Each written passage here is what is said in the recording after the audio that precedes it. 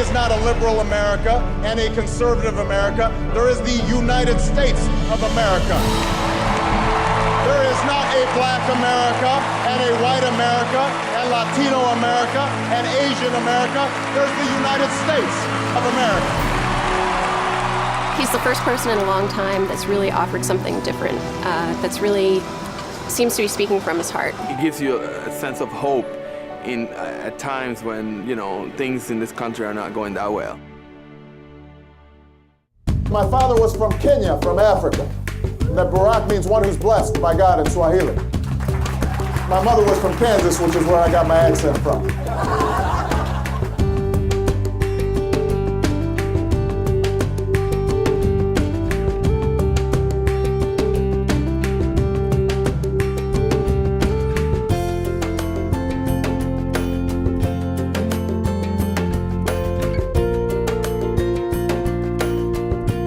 And I originally came to Chicago to work on behalf of communities that needed help rebuilding after the devastation of steel plants that had closed on the far south side of Chicago. Barack was organizing the time when everything was collapsing. The South Side, which was so dependent on steel and auto, it was people who had had good lives, and all of a sudden they unraveled. The fact that Barack chose to try and affect social change, how do you understand that motivation? The pay stinks, the hours are bad. The best education I received was working with people in the community on a grassroots basis, because what it taught me was that ordinary people, when they are working together, can do extraordinary things. And I think he understood that without moving into a position where you can make things happen, you can't help the little people. There was only so much that we could do on a local level, so I went back to law school. He came to law school with an understanding that he wanted to learn something and take it back to the community in Chicago on the South Side and apply those skills to make a difference in people's lives. He was all around the most amazing student that I can remember having in 37 years and thousands of students. It was inspiring, absolutely inspiring, to see someone as brilliant as Barack Obama, as successful, someone who could have written his ticket on Wall Street, take all of the talent and all of the learning and decide to devote it to the community and to making people's lives better. And I came back, ran a voter registration project, Project Vote. We registered 150,000 new voters. I started a civil rights practice, working on voting rights cases. I started teaching at the University of Chicago, teaching constitutional law. We have here someone who understands and loves the Constitution of the United States, understands it deeply. The biggest blessing of my life is my family. I've got a wonderful wife, Michelle. We've been blessed with 2 beautiful daughters. We're active in our church, Trinity United Church of Christ. My family life, I think, is most important to me, and it's the main thing I do when I'm not working in my political life. Our girls, Malia and Sasha, are the light of our lives. They keep us grounded and whole. And what we are reminded of every day when we see them is that every child should be able to enjoy what they enjoy, that freedom of just having so much opportunity. And too many children in our country don't have that. And it's not enough that our girls do. I just want to stand in strong support of this bill and working for a number of organizations throughout the state that are trying to deal with this homelessness issue. I think this is an example. Senator Obama worked on some of the deepest issues we had in Springfield, ethics reform, and he was successful in a bipartisan way in passing that, the death penalty reform, and bills dealing with racial profiling. I don't think Barack ever forgot why he was sent to the Illinois Senate. You're unemployed, you've got no health insurance, your kid is in a lousy school, you're a victim of crime. That's day-to-day stuff. That's what people live on a day-to-day basis. And that's what Barack kept his eye on. Pieces of legislation that he carried, he believed in.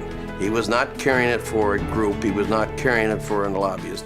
He believed in what he was carrying.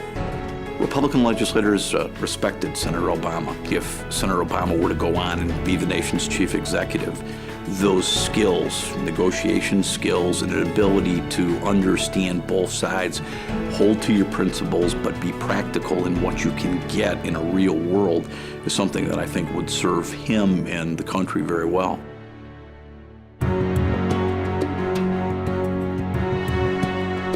I stand here today to answer that call and affirm that I will be a candidate for the United States Senate in 2004.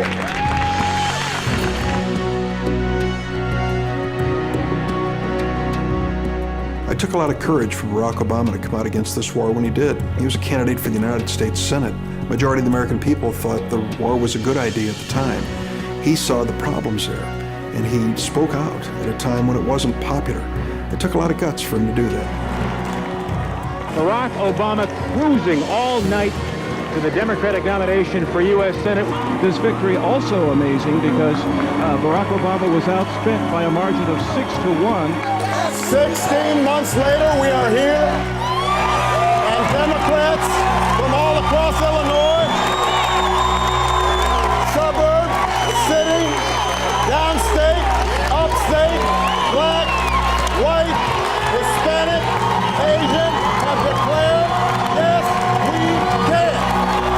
Yes, we can. Yes, we can. Yes, we can.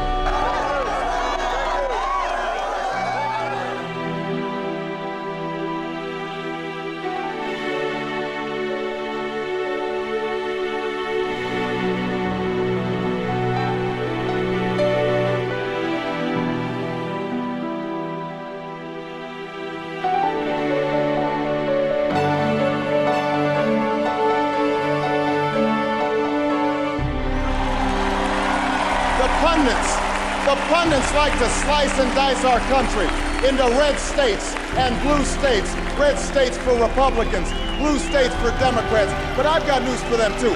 We worship an awesome God in the blue states, and we don't like federal agents poking around in our libraries in the red states. We coach Little League in the blue states, and yes, we've got some gay friends in the red states. There are patriots who opposed the war in Iraq, and there are patriots who supported the war in Iraq. We are one people, all of us pledging allegiance to the Stars and Stripes, all of us defending the United States of America.